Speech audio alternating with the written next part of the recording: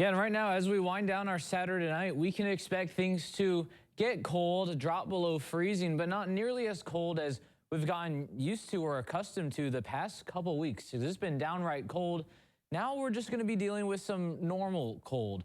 Right now, we're looking at a quiet tri-state, not a lot of activity going on. We are only noticing cloud cover. And one thing you'll know watching me is whenever we have cloud cover at night, that traps heat at the ground, keeping temperatures from cooling off that quickly.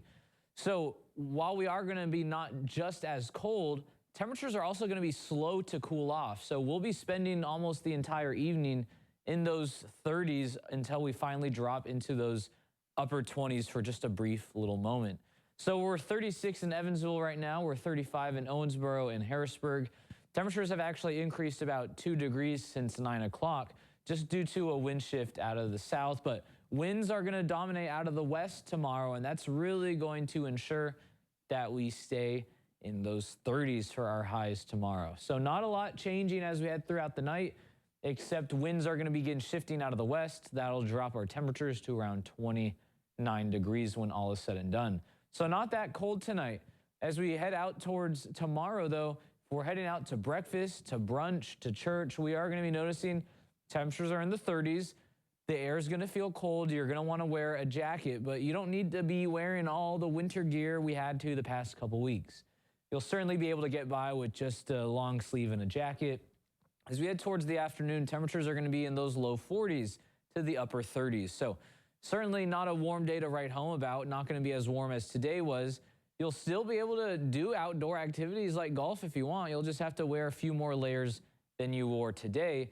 But then temperatures are going to slide very slowly back into those low 30s for our overnight Sunday into Monday. Now, let's talk about the new week, because there's going to be a trend that I think a lot of people feel entitled to, because we've endured one of the coldest Januaries in a long time, and we are going to be seeing temperatures rising above average, not just for one day like we saw last week, but for multiple days on end, and not just by a little bit. We're going to be seeing days that are even 15 degrees above average. So that's going to start to feel a little bit warmer out there. Now, what can we expect with that, though? This slow, gradual warm-up will have our temperatures by the end of the week in those 40s. And not just the low 40s, the upper 40s. Now, there will be certain days that feel a little bit more comfortable than others.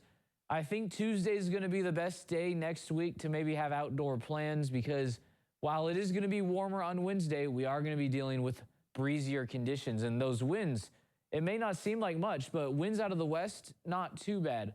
Winds out of the northwest, well, they have a bite to them, and they'll feel a little colder, even though temperatures will be warmer. So keep that in mind. And here's that 15-degree difference from average for our Saturday. We're talking temperatures in those upper 50s, but we are going to be tracking rain. I'll let you know what more to expect as we enter February coming up.